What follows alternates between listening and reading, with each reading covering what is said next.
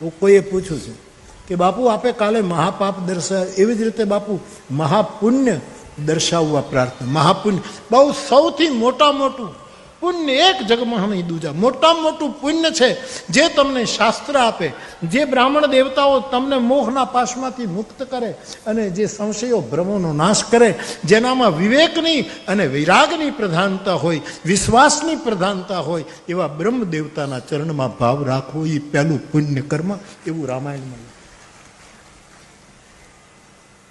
બીજું પુણ્ય સમય મળે ત્યારે રામાયણ કે ભગવદ્ ગીતાનો સ્વાધ્યાય ઘરમાં અડધો કલાક કરો, એ બીજું પુણ્ય.